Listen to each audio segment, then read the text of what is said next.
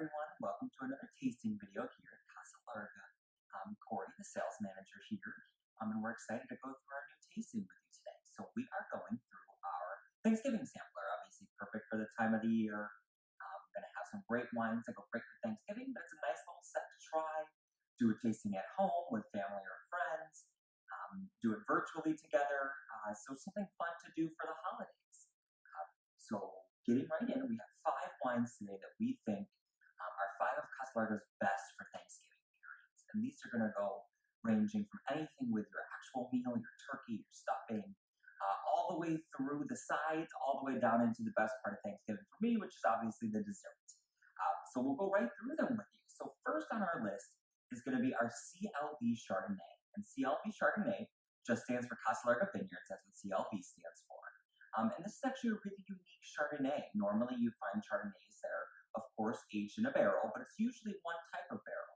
This CLV Chardonnay is actually a 3-barrel blend. So we age it separately at the same time, some in a French barrel, some in Hungarian barrel, some in American barrel. When those are all done, we then blend them together for our CLV.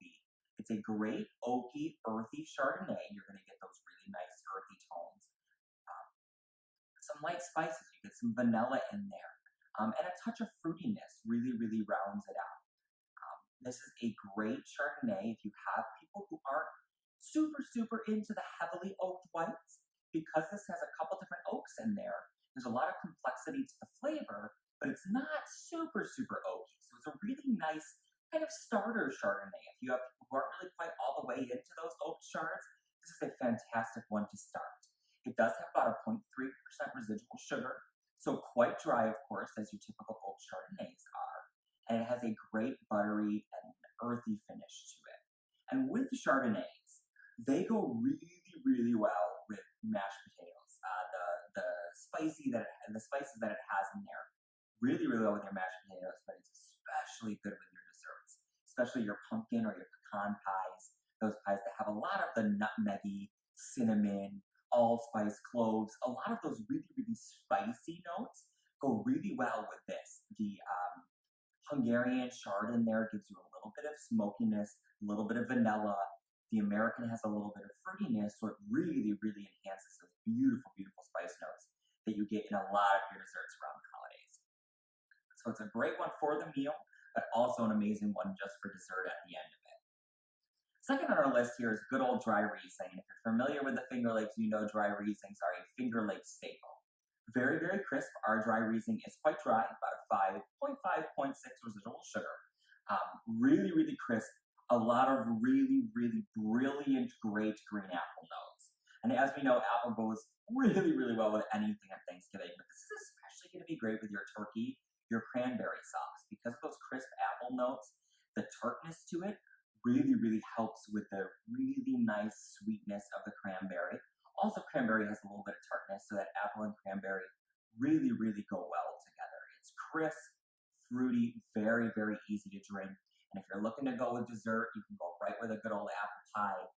The green apple Granny Smith notes from the dry Riesling are going to pair exceptionally well with your apple desserts, whether it's just straight up apple pie, or whether it's a cobbler, or anything of those, an apple crisp, anything like that. Little ice cream, some dry Riesling, perfect to go with. Great with everything, but again, really good with that turkey and cranberry sauce and your apple-based desserts. Next on our line is our Heritage, and we've talked about Heritage before in the past video, but Heritage is a really special wine to us. Right when we first opened, back in early 70s, if you can believe it, the very first wine we created was Palado, and which we still have today. But back in the 70s, when we first opened, Mr. C planted Block 1, which is all where Heritage comes from, first. And it was kind of a sort of a test block. Planted a lot of different varieties to see which would take in the soil and which would grow really great. When he made Palado, he just took all the whites from that block, turned it into a white wine.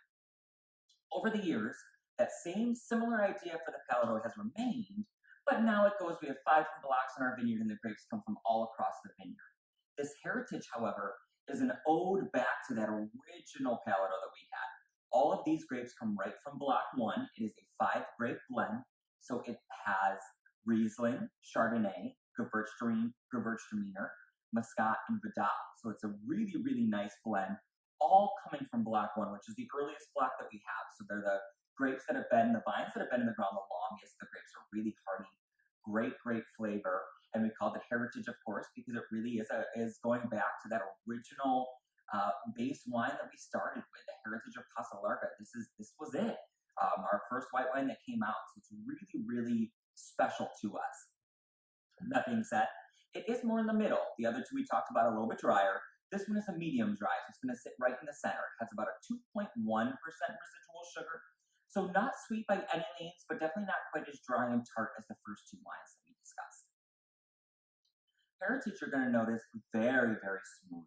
Great body in the mouth, really nice mouthfeel, and has a really nice citrusy finish. So it's just smooth, a little bit crisp, some great, great lemon citrus finish to it. Oh, similar to a Pinot Grigio. You'll find that if you have friends, family who really, really enjoy Pinot Grigio, Heritage is also a really, really nice wine to go in there that can fill that hole if you don't have a Pinot or you're looking to try something a little bit different. With the Heritage, because it does have a little bit more sugar to it, goes really, really well with vegetables. So, and really a bunch of different ways that you can make them. But some of our most popular ones, of course, sweet potatoes, green beans, really, really, really great with the Heritage.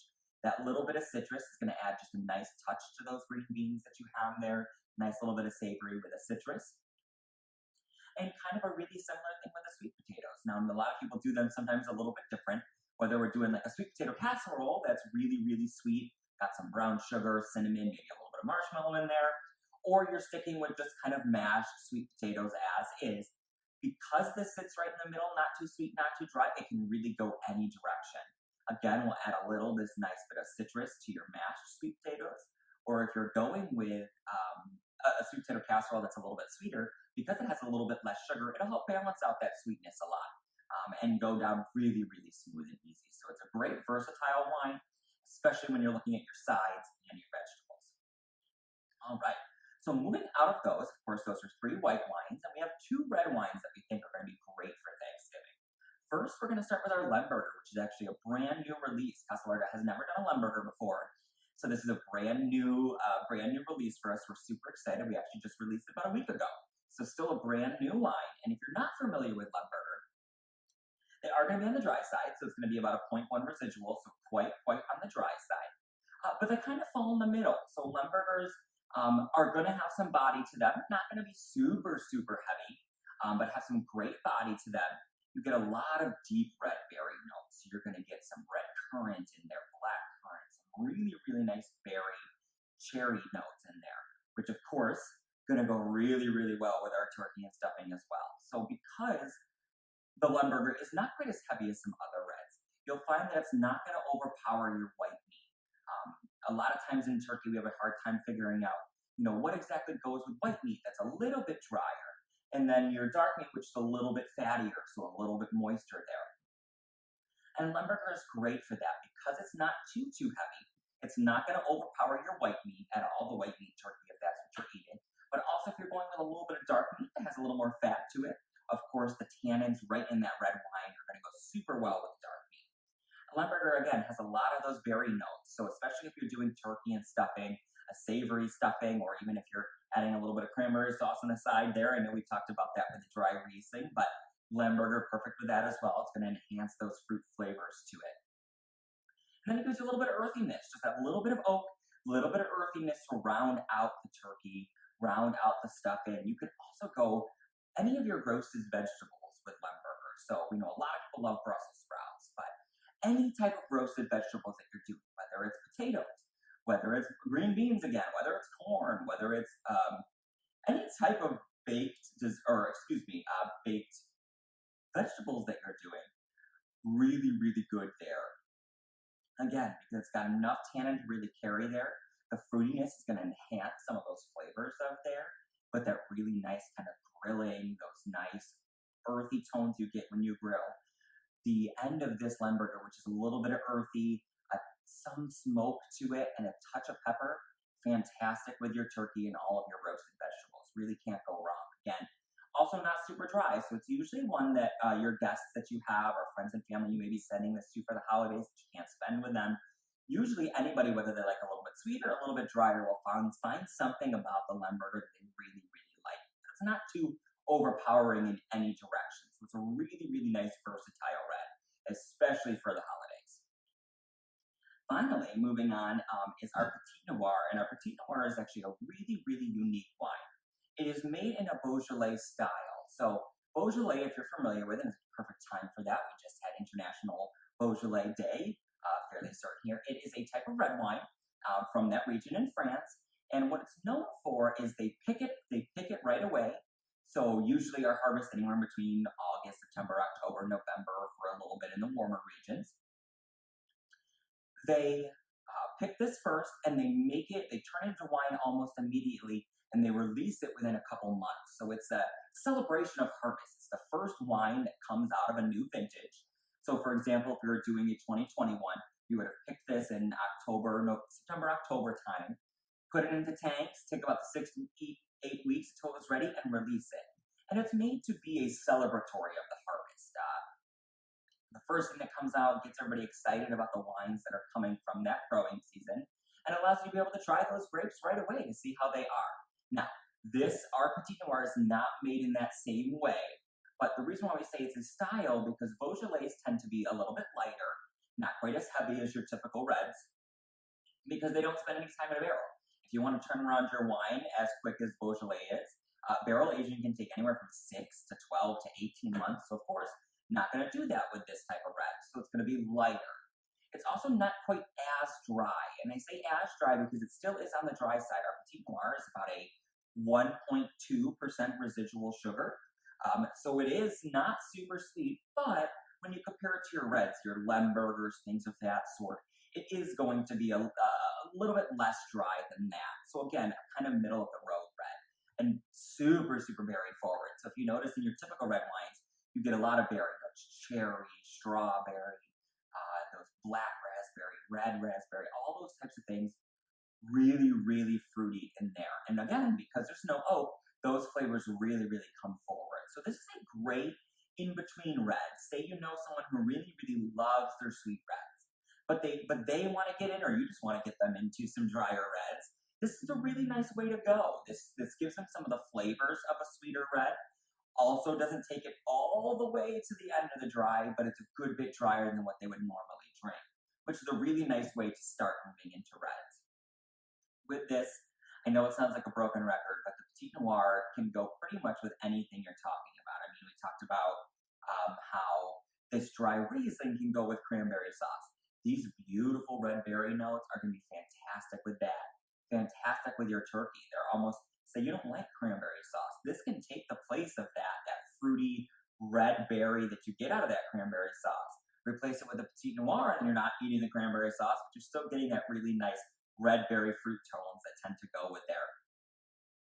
It's also really, really good with roasted vegetables as well. It gives you a little bit of sweetness. So especially if you're doing a savory or a spicy vegetable, really going to complement that there. And finally, with dessert, anything fruity. And I know that leaves up to everything, no matter what kind of pies you're doing, whether it's you're going to straight with a cherry pie, a raspberry pie, even going with your apple pies. The fruit pies, those fruit-based pies, are going to be exceptional with the Petit Noir. And again, because it's not super dry, or excuse me, not super sweet, you can do that with some of your sweeter desserts. It's actually going to help back off the sugar a little bit. Still gets your beautiful fruity notes, light and easy, but not super sweet, so it complements your really nice fruit pies really, really well. It is a great, versatile, everyday wine, and again, it's a really good stepping stone red as you're moving kind of from sweeter reds up to where you want to be with drier. It is the perfect red for that. Goes really well with all of that, and it's a nice, easy red to drink.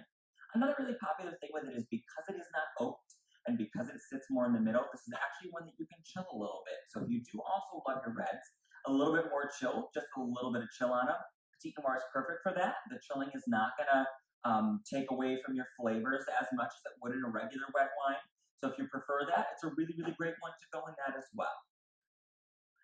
Again, with all of these wines, when we do pairings, we always like to say that a good wine pairing is the wine and the food that you like to go together. So, of course, these are our recommendations, but you can drink these with whatever you like, however you want it. That's the best part about wine and the best part about wine pairings. It's your taste, and you can do whatever the heck you want with it.